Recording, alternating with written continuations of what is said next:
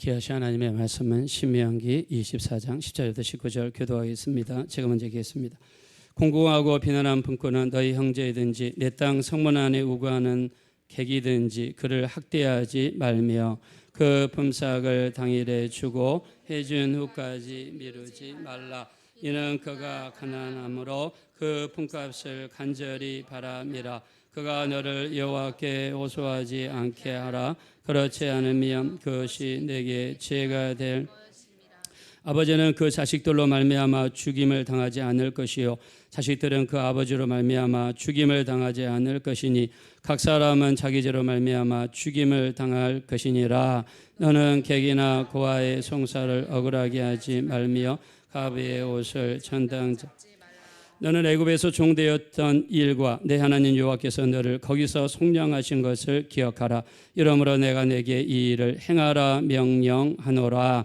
내가 밭에서 곡식을 벨 때에 그 한 뭇을 밭에 잊어버렸거든 다시 가서 가져오지 말고 나그네와 고아와 가부를 위하여 남겨두라. 그리하면 내 하나님 여호와께서 내 손에서 하는 모든 일에 복을 내리시리라. 아멘. 할렐루야.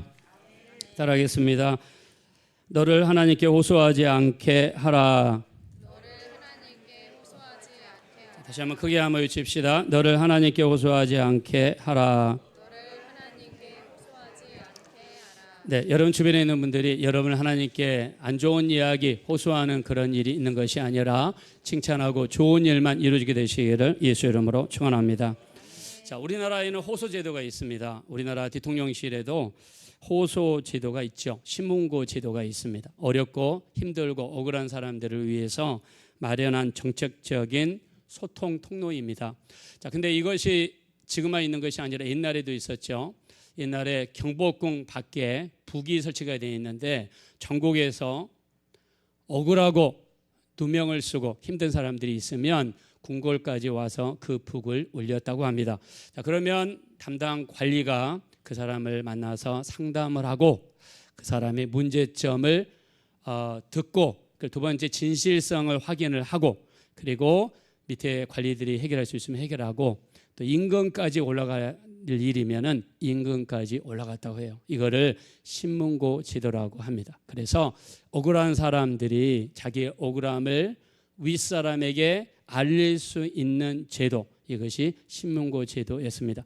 자, 성경에도 이런 호소 제도가 있습니다. 억울한 사람들, 힘들고 어려운 사람들이 하나님께 나아가 자기 사정을 아뢰고 이야기할 수 있는 그런 제도. 자, 이런 제도가 있었는데, 자, 오늘 본문에 나와 있는 말씀은 자, 목표가 하나입니다. 가난한 사람들, 어려운 사람들, 또 사회적인 약자, 힘든 사람들을 위하여 하나님께서 여러 가지 법을 제정하셨는데 특별히 과부의 옷으로 전당 잡지 말아라. 자, 우리 한번 17절 보겠습니다. 자, 우리 14절부터 보겠습니다. 시작.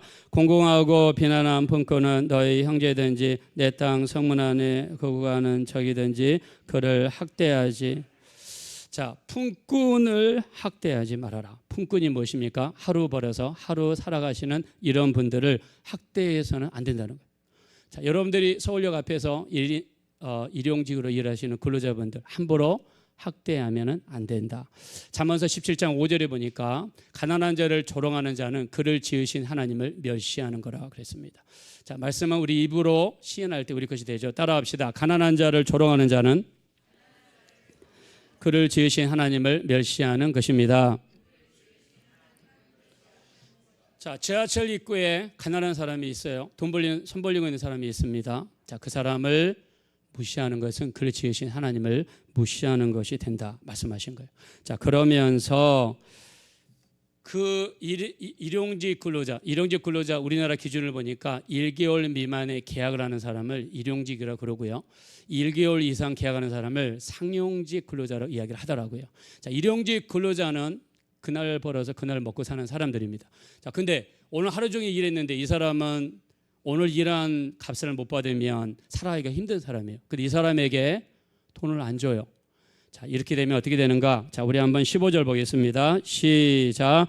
그 품값을 당일에 주고 해진 후까지 미루지 말라. 이는 그가 가난함으로 그 품값을 간절히 바람이라. 그가 너를 여호와께 호소하지 않게 하라. 그렇지 않으면 그것이 내게 죄가 될 것임이라. 아멘. 자, 일용직으로 일하시는 분들은 당일날 돈을 주라는 거예요. 만약에 그 사람에게 당일 돈을 안 주게 되면 그 사람이 하나님 앞에 호소한다는 거예요. 하나님, 오늘 김 집사 집에 가서 일을 했는데 돈을 안 줍니다. 이런 나쁜 사람이 어디 있습니까? 그러면서 이렇게 호소하게 되면 성경에서 그것이 그 사람에게 죄가 된다. 자, 죄가 된다는 것은 하나님과의 관계가 안 좋아지게 될 것이라는 의미를 이야기하고 있어요. 오늘 본문 전체를 보면 우리 19절에는요, 이렇게 품삯을 잘 주는 사람은 복을 받는데 죄가 된다 그러면 복을 받지 못한다는 그런 암시도 여기에 들어있는 거예요. 그 사람들이 하나님 앞에 나가서 호소하게 될 거라고. 자, 우리가 중보기도라는 이야기를 하죠. 중보기도가 무엇입니까? 내가 하나님 앞에 나가서 김집사를 위해 기도하고 이 집사를 위해 기도하는 게 중보기도예요. 내가 그 사람을 축복하고 중보기도하고 이렇게 복을 빌어야 되는데 그 사람 때문에 내가 시험 들어서 오히려 그 사람에 대한 호소를 하나님 앞에 한다. 자, 이거를 좀 더 확장하면 A라는 사람과 B라는 사람이 교회에 왔어요. 근데 교회에 왔는데 싸움이 붙었어요. 각자 집으로 돌아가서 기도를 합니다. A라는 사람은 B 때문에 기도를 해요. 하나님, 이 사람이 나를 아프게 했어요. 오늘 이 사람이 한 말 때문에 내 마음이 아파요. 이 사람이 한 행동 때문에 내 마음이 아파요. 이 사람이 교회에서 한 일 때문에 내 마음이 아파요. 이런 기도를 드린다면 그게 하나님께 드린 호소라는 거예요. 그러면 그것이 그 사람에게 올무가 되고 죄가 된다는 거예요.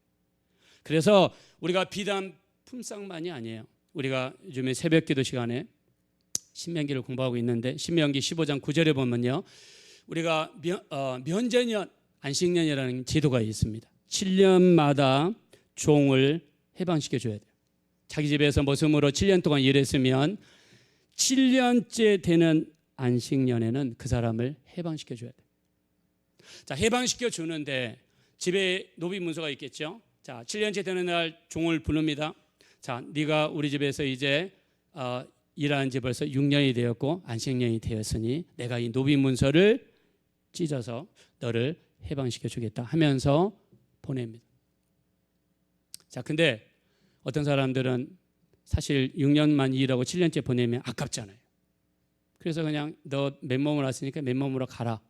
자, 이렇게 보내는 사람들이 있다는 거예요. 자, 원래 성경에서 어떻게 보내야 되냐면 그 사람이 그 집을 떠날 때 그동안 일했던 것에 감사해서 충분히 살해를 하고 곡식도 주고 물질도 줘서 자립할 수 있도록 마련해 주라는 거예요. 자, 이게 관례입니다. 자, 근데 7년째 되었을 때 그렇게 하지 않고 그냥 떠나게 되면 이 사람이 자기 집에 가서 울면서 주인에 대해서 호소하게 되는데 이것이 그 사람에게 죄가 될 것이다 라고 성경에서 이야기했어요. 자, 우리가 교회를 다니면서 물질에 대한 생각이 다 달라요. 어떤 사람은 물질의 종이 되어 있고 어떤 사람은 물질을 잔인하게 다루고 어떤 사람은 물질을 하나님을 위해서 아낌없이 그런 쓰는 사람들이 있습니다. 성경에서는 물질에 대해서 어떻게 이야기하냐면요, 우리 레위기 19장 9절부터 10절에 보니까 너희가 곡식을 거둘 때에 모퉁이까지 거두지 말고 떨어진 이삭도 줍지 말고 너희가 포도원에서 거둘 때 다 거두지 말고 떨어진 포도주도 줍지 말아라. 가난한 자들과 과부와 고아들 나그네를 위해서 하나님께서는 남겨두라고 그랬어요. 남겨두라. 우리가 여기 성경에서 보면 알 수 있는 것은 하나님께서 얼마나 가난한 자들, 과부와 고아들 생각하시는가 알 수 있는 거죠. 자, 본문에도 그런 말씀이 나와 있습니다. 우리 17절로 가겠습니다. 17절 한번 다 같이 읽읍시다. 시작. 너는 객이나 고아의 송사를 억울하게 하지 말며 과부의 옷을 천당 잡지 말라. 여러분, 성경에서는 특별히 과부에 대해서 불쌍히 여기고 신경 쓰고 챙겨주고 도와주고 성경은 끊임없이 과부에 대해서 도와주라고 이야기합니다. 이때 당시에 중동 사람들은요, 과부가 된다는 것은 중동 지방에서는 여자에게는 직업이 별로 많이 없습니다. 그래서 여자들이 일할 수 있는 기회가 거의 없어요. 자, 여자들이 일을 못하니까 경제적인 활동을 못하게 되죠. 그러면 아버지가 없고 어머니만 있는 집안에서는 경제적으로 어려운 삶을 산다는 거예요. 자, 경제적으로 어렵게 사는 과부를 재판장이 잘못했다고 그 사람 과부의 옷까지도 전당 잡지 말라는 거예요. 자, 이때 당시에 이스라엘 사람들이 비싼 옷은요, 속옷이 아니라 겉옷이죠. 겉옷은 밤에 추울 때 덮고 잘 수 있는 아주 귀중한 옷이었습니다. 그래서 과부의 옷을 전당잡지 말아라. 자, 더 나아가서 우리 한번 19절 보겠습니다. 19절 한번 다 같이 읽겠습니다. 시작. 내가 밭에서 곡식을 벨 때 그 한 붓을 밭에 잃어버렸거든. 다시 가서 가져오지 말고 나그네와 고아와 가부를 위하여 남겨두라. 그리하면 내 하나님 여호와께서 내 손으로 하는 모든 일에 복을 주시리라. 아멘. 자, 따라합시다. 여호와께서 내 손으로 하는 모든 일에, 크게 합시다. 복을 내리시리라. 자, 그렇게 되기 원하시면 다 같이 아멘 하겠습니다. 자, 이거는 뭐냐면 주변에 가난한 영혼들, 불쌍한 사람들, 없는 사람들, 과부나 고아나 가난한 자들이나 또는 나그네나 이런 사람들을 늘 돌아보라는 거예요. 뭘로써요? 여러분에게 있는 물질로서 돌아오는 거예요. 여러분의 집에서 하루 일당으로 일한 사람이 있으면 그 사람에게 일당을 반드시 줘서 보내라. 그렇지 않으면 그게 너에게 죄가 될 것이고 그 사람이 집에 가서 너에 대해서 호소하게 될 거라는 거예요. 그래서 우리 예수 믿는 사람들은 하나님께서 우리에게 물질을 주시면 우리는 그 물질은요, 다른 영혼들을 위해서 쓰겠다는 그런 기본적인 마음을 우리 심령 속에 가져야 될 줄로 믿습니다. 가져야 돼요. 하나님께서는 항상 가난한 영혼들을 돌아보시는 하나님의 마음을 끊임없이 성경을 통해서 말씀하고 있습니다. 자, 그래서 우리 예수님도 이 땅에서 말씀하셨습니다. 마태복음 6장 24절에 하나님과 재물을 겸하여 섬기지 못한다. 우리가 교회 다니면서 하나님을 쫓을 것인가 재물을 쫓을 것인가, 둘 다 동시에 섬길 수 없다는 거예요. 둘 중에 하나는 확실하게 우선순위를 두고 포기하지 않으면 하나님을 온전히 섬길 수 없다는 것을 성경이 분명하게 말씀했습니다. 그래서 우리 사도 바울도 이야기했죠. 디모데전서 6장 6절 이하에 보면 이렇게 이야기합니다. 자족하는 마음이 있으면 경건에 큰 유익이 되느니라. 우리가 세상에 아무것도 가지고 온 것이 없음에 아무것도 가지고 가지 못하려니 먹을 것과 입을 것이 있은즉 족한 줄로 여길지니라.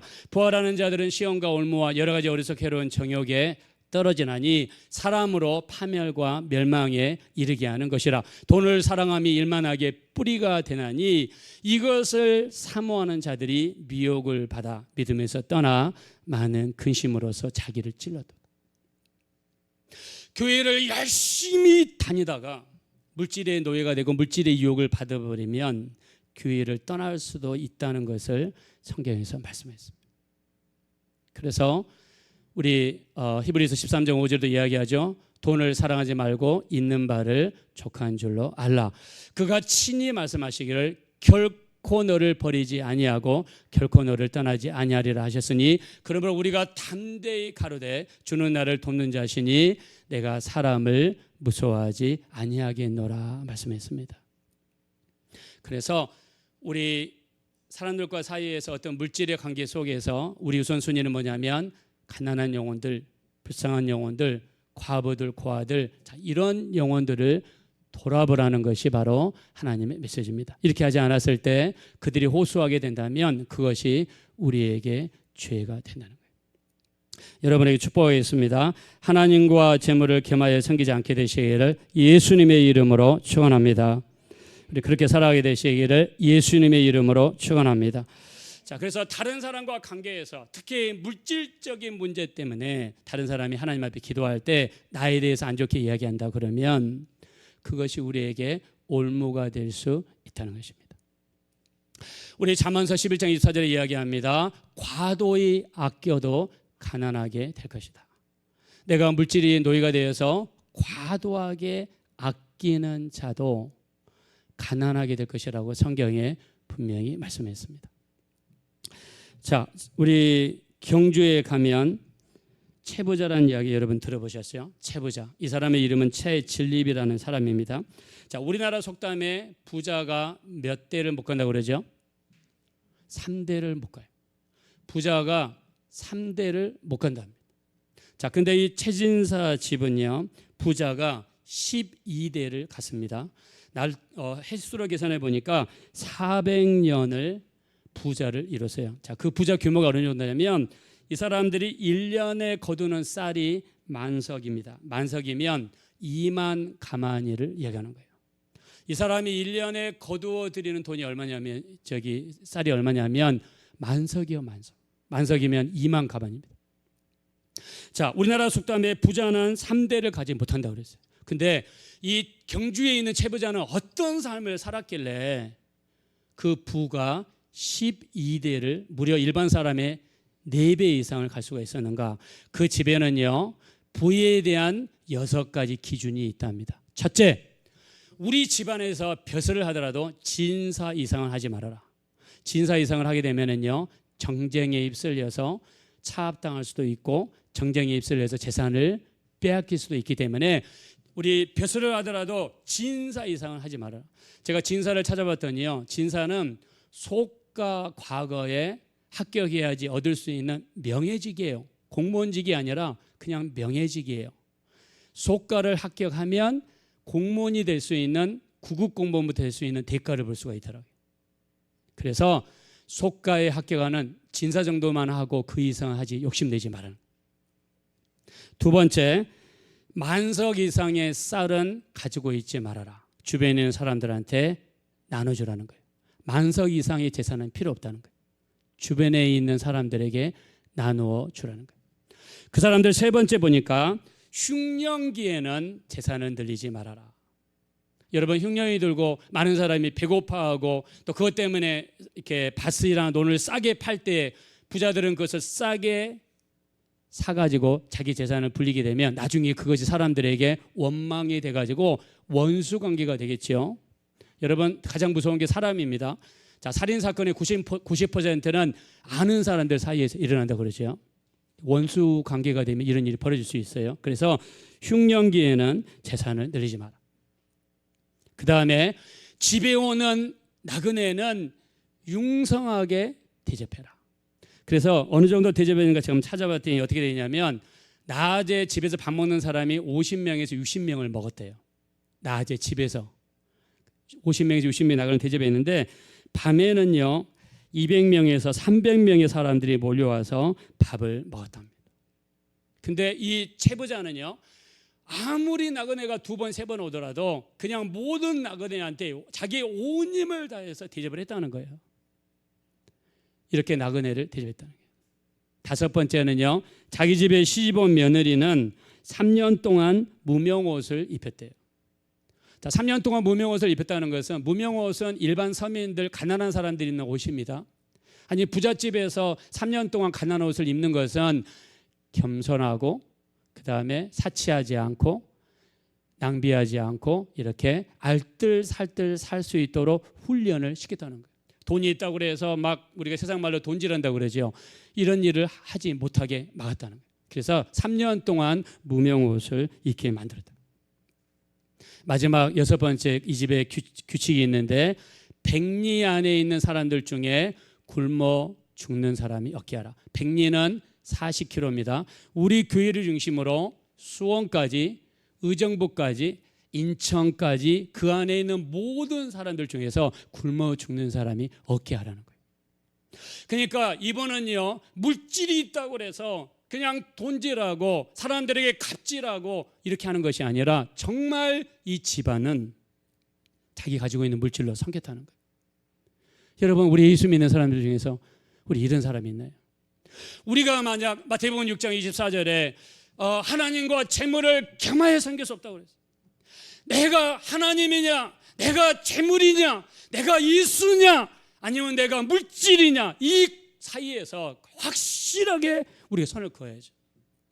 내가 일한 사람에게 품삯을 안 주면 그 사람이 기도할 때 하나님께 가가지고 호소한다는 거예요. 하나님, 내가 서울 주산한교회 갔더니 일당을 안 주네요.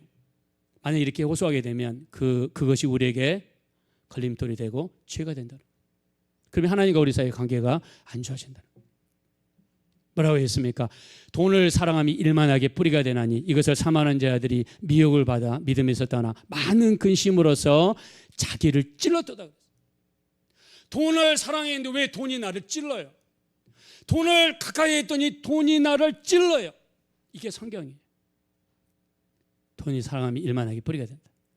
우리 신명기 15장 9절에서는 안식년이 되었을 때 그 집을 떠나는 노예에게 내가 너를 면제시켜준 것만이라도 고맙게 생각해야지 무슨 돈을 가지고 하냐 이렇게 보내버리면 그 사람이 하나님 앞에 호소한다.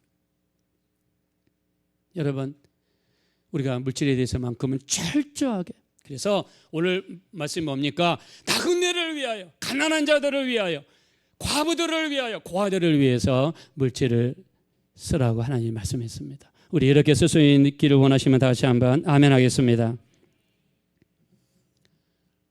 여러분, 최진사를 보십시오. 자, 근데 이 집안이 12대 이상 갈 수 있었는데 이 집안이 망했어요. 망한 게 돈이 없어서 망한 것이 아니라, 자, 이 중간에 동학 농민운동이 일어났다고 합니다. 지주들이 하다 소작농들을 등을 쳐가지고 농민들이 반란을 일으켜서 부잣집을 털고 사람들을 죽이고 부잣집의 집에 불을 질렀어요. 이게 동학 농민운동입니다. 근데 농민들이 채부자 집에 왔대요. 근데 와서 보니까 채부자 집이에요. 거기 있는 사람들 중에 채부자한테 밥을 안 얻어먹은 사람이 없고 도움을 안 받은 사람이 없어요. 그러니까 겸손한 심정으로 왔던 발걸음을 돌이켜서 그 지역의 모든 부자들은 다 무너지고 불태워지고 빼앗겼는데 채부자 집만큼은 안전하게 보존이 됐다는 거예요. 왜요? 평상시에 내가 사람들을 잘 사귀어놨더니 그것이 힘이 돼가지고 내가 위기를 넘길 수 있는 힘이 된 것입니다.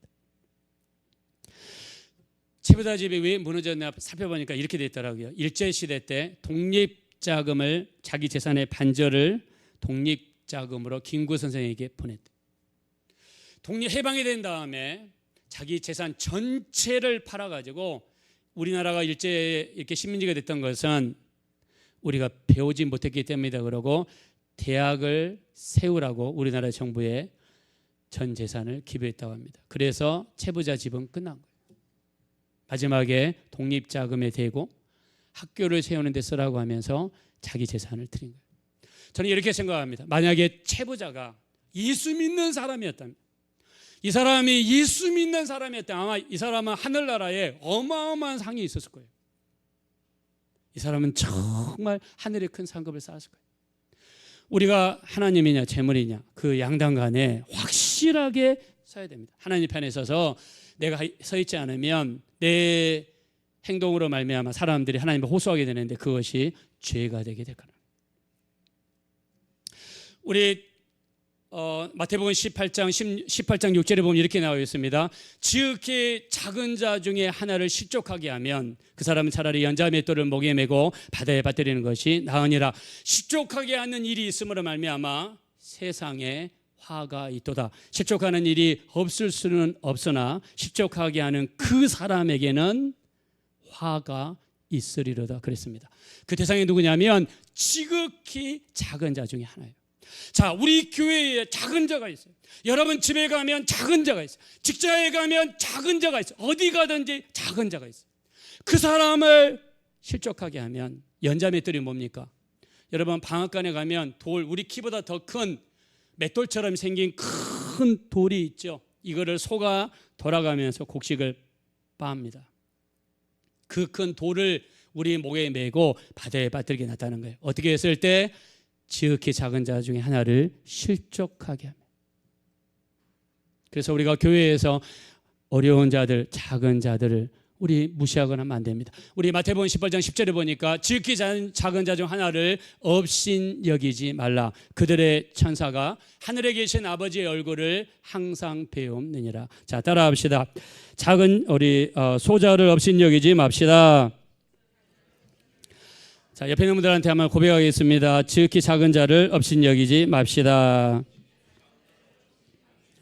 그렇게 되기 원하시면 다 같이 아멘 합시다. 우리 지극히 작은 데 없인 여기지 말라는 거예요. 교회에서 우리 주변에 있는 사람들 중에서 지극히 작은 데를 없인 여기면 그 사람의 천사가 하늘에 계신 아버지 얼굴을 매일 뵌다. 여러분 옆에 지금 천사가 있는 거 아십니까? 여러분 옆에 전담한 천사가 있어요. 제가 박영문 장로님의 간증, 지금은 돌아가셨죠. 그분의 간증을 들으면 이런 말씀 하시더라고요. 강원도에서 밤에 집회를 마치시고 밤에 한 10시 정도 넘어서 가는데 너무 졸리신 거예요. 너무 졸려가지고 거의 졸다시피 하고 시내 길을 가는데 시내 횡단보도에 어떤 어린아이가 건너가는 거예요. 근데 잠깐 졸다가 눈을 딱 떠보니까는 자기 차가 어린아이를 박은 거예요. 어린아이가 공중에 붕 떠서 바닥에 떨어질 때 머리부터 떨어지죠. 떨어지는 순간에 이 애는 죽습니다. 근데 졸다가 눈을 딱 떠보니까는 애를 쳤어요. 근데 애가 공중에 떴는데 순간 하나님이 보여주시는 게 있었어요. 천사 2명이 나타나서 그 아이를 잡아가지고 마치 솜 위에 떨어지듯이 잡고 아스팔트에 떨어졌대요. 이 아이가 그 자리에서 일어나더니 바지를 털고 그냥 횡단보도를 건너서 가버리더래요. 그래서 차를 멈춰놓고 빨리 가서, 왜냐하면 그 아이 그대로 가게 하면 뺑소니가 되죠. 뺑소니가 우리나라의 죄가 아주 큽니다. 여러분 뺑소니 하시면 큰일 납니다. 여기 차를 스치고 지나가거나 사고 나면 절대로 그 자리에 떠나시면 안 돼요. 자, 근데 그 아이를 잡고 야, 너 괜찮냐?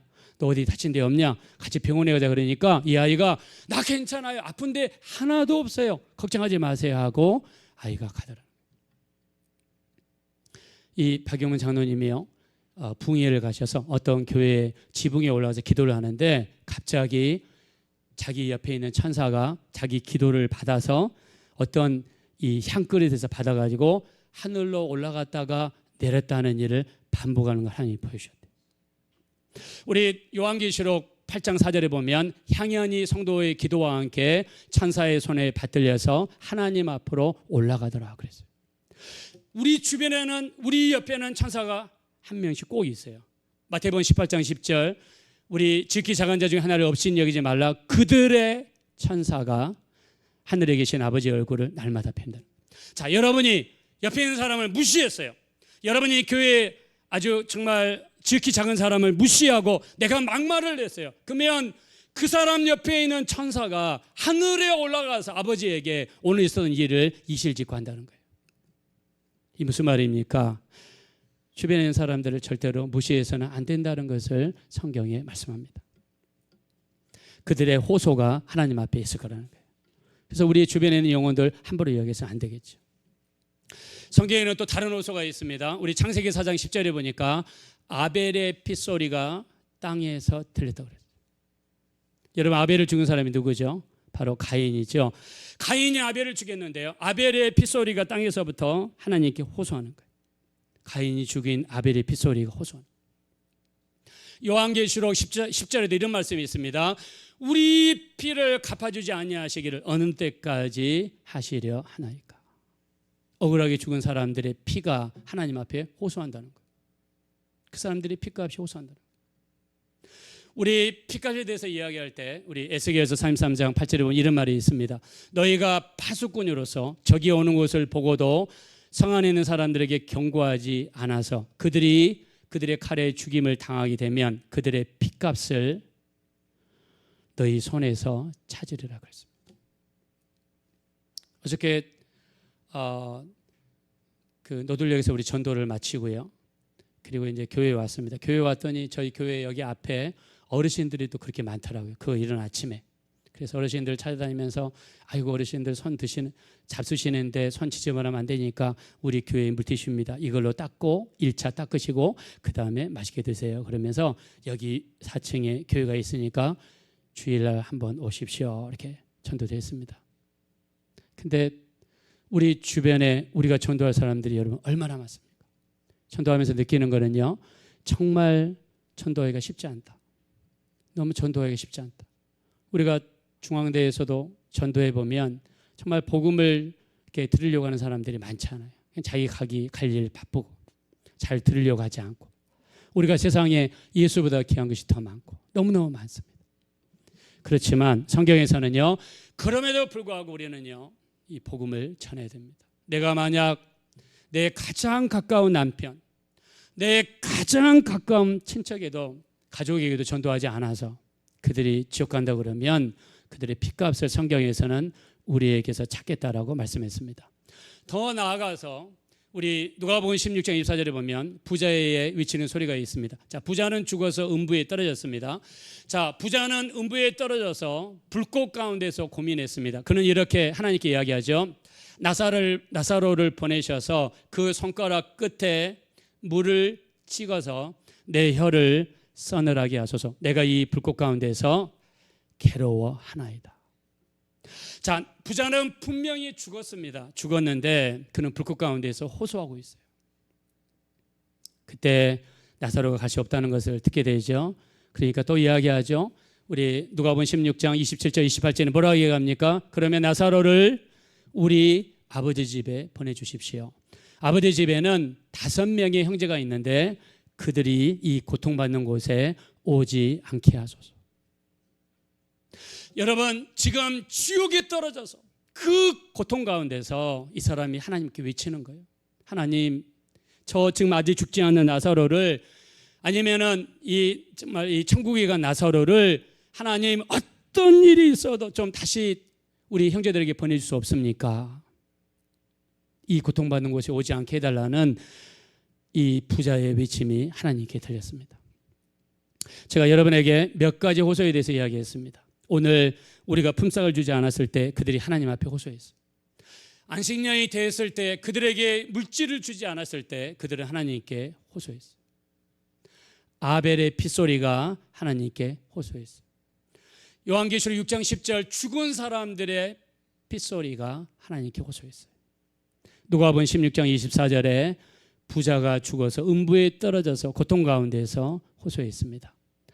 우리 마지막 때 여러분의 귀를 활짝 여셔서 우리 주변에서 호소하는 이런 음성을 듣게 되시기를 예수의 이름으로 축원합니다. 자, 우리 옆에 분들 한번 이야기하겠습니다. 우리 외치는 이 호소를 들으시기를 바랍니다. 우리 한번 서로 이야기하겠습니다. 네, 우리 주변에서 외치는 이 소리를 들을 수 있어요. 그래서 특별히 우리가 마지막 중에 마지막 때를 살아가고 있어요. 여러분, 우리 주변에서 믿지 않는 사람들이 얼마나 많습니까? 특별히 우리 가족 중에서, 또 우리 자녀들 중에서, 또 부모님 중에서, 형제자매 중에서 믿지 않는 사람들이 얼마나 많습니까? 우리가 교회를 다니더라도요, 그냥 교회를 다니면 안 되고요, 완전히 거듭나고 변화되지 않으면 천국에 들어갈 수 없습니다. 우리가 오늘 같은 주일날은요, 하나님이 시험하시는 날이에요. 무슨 시험입니까? 오늘 비가 오고 바람이 불고 이렇게 휘몰아칠 때 교회를 갈 것이냐, 집에 있을 것이냐, 하나님이 시험하시는 시간이에요. 여기 나오신 모든 분들은 이 모든 시험을 통과하게 되신 줄로 믿습니다. 우리 마지막 때 정말 주변에 있는 영혼들, 그래서 우리 하나님께서 우리에게 기도하게 하실 때 우리의 귀를 활짝 열어주셔서 우리 주변에 있는 영혼들의 그 음성을 듣고 거기에 응답할 수 있는 우리 모든 성도님들 되어주시기를 예수의 이름으로 축원드립니다. 우리 시간에 기도하겠습니다. 우리 기도하실 때 참으로 우리 마지막 때 우리 주변에서 수많은 사람들의 외침이 있습니다.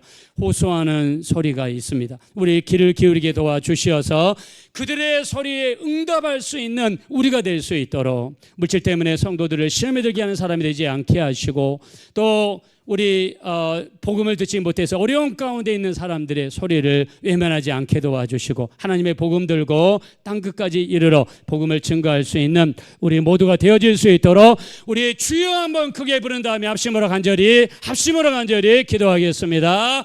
주여, 우리 하나님 진심으로 감사합니다. 우리 하나님, 우리를 불쌍히 여겨주십시오. 우리를 공의히 여겨주시어서 우리가 이 마지막